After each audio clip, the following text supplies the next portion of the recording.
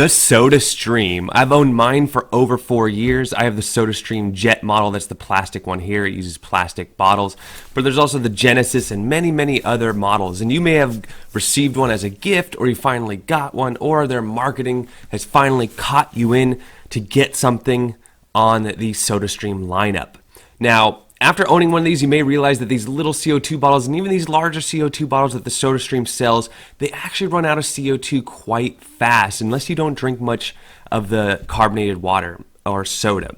I drink a lot of it, so these little bottles at $15 a refill were not economical at all.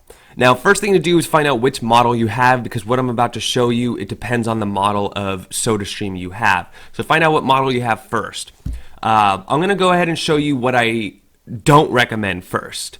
Number one is I see people do this where this guy, he gets black ice and he's refilling his bottles with black ice. I think the average person is not going to want to go buy black ice and refill it. It's super uneconomical. There's no convenience to that whatsoever. But it is an option and it does work.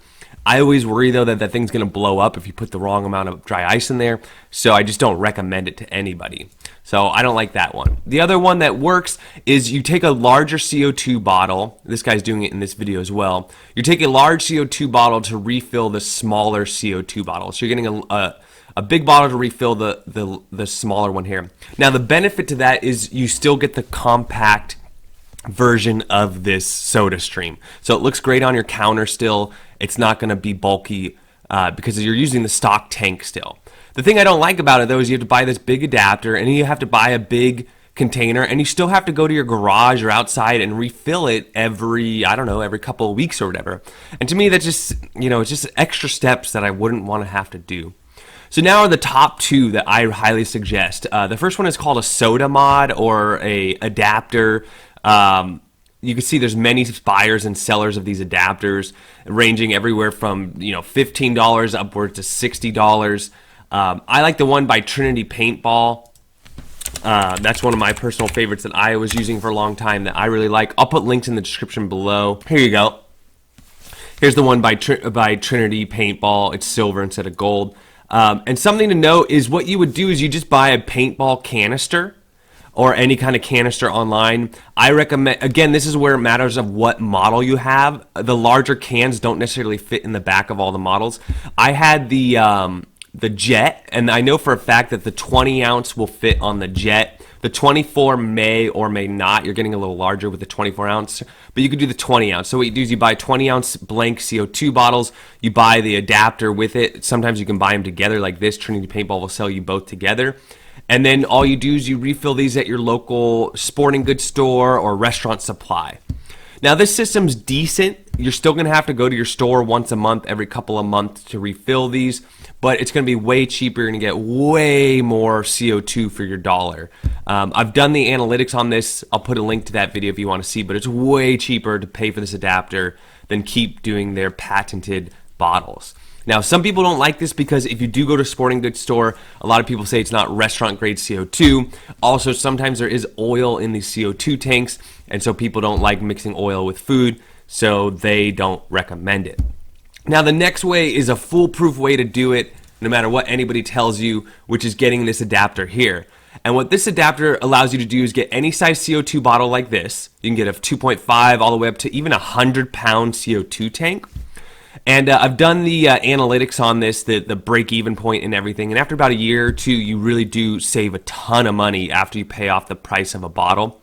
But to give you guys an idea, I'm using the 20-pounder right now. That's what I'm using. I'm using a 20-pound tank, and I just have this adapter hooked up in my garage to my SodaStream. And then I just fill up 6 bottles of water at a time in my garage. You can also put this in your kitchen if you want, hide it in a cabinet, a cupboard somewhere. But see, all I have to do now is go to the store maybe every 6 months or once a year to refill my 20-pounder.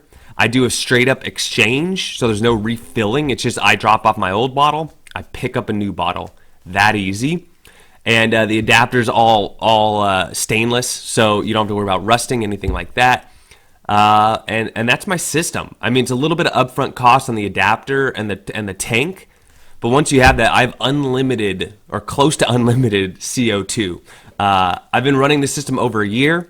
I typically refill my 20-pound tank every 8 months, and I drink about 6 bottles every about 5 to 6 days. I go through 6 of the SodaStream size bottles.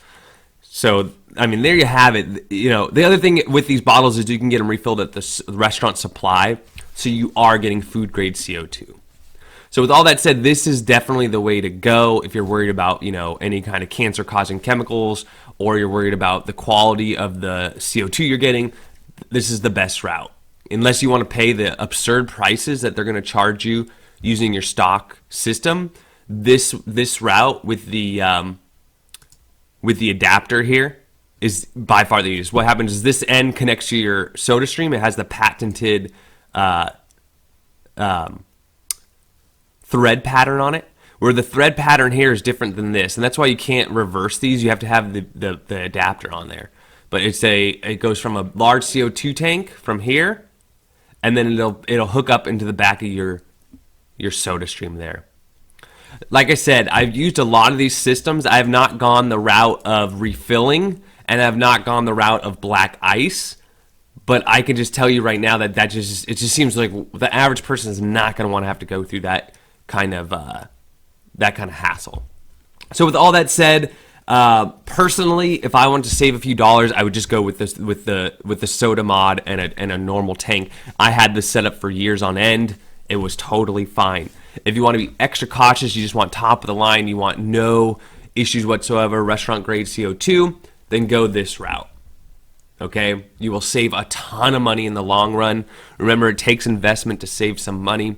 You know, it's not going to be instant savings, but you know, if you're going to Bed Bath & Beyond and exchanging it for $15 each once a month, you know, think about that, $15 a month times 12. If you drink a lot of CO2 and you're picking up 2 bottles a month, $30 times 12 months, I mean, it's over $300. You will pay off for this after the first year. You can get this entire setup for way under $300 for the adapter, the CO2 tank, the bottle exchange, everything. As far as the bottles, you can buy them directly from Airgas or other places around you will have them, or you can buy an empty bottle online and then exchange it in store. You have a few options. I hope you enjoyed this video. I hope it was helpful to you. The SodaStream is an awesome machine. You know, it's a good way to have fountain-style drinks in your house without buying a big fountain drink machine. So it really is cool. It is nice to have. There'll be links in the description to everything I've been talking about. Again, I'm happy to answer any questions. Don't forget to like and subscribe, and we'll see you on the next one.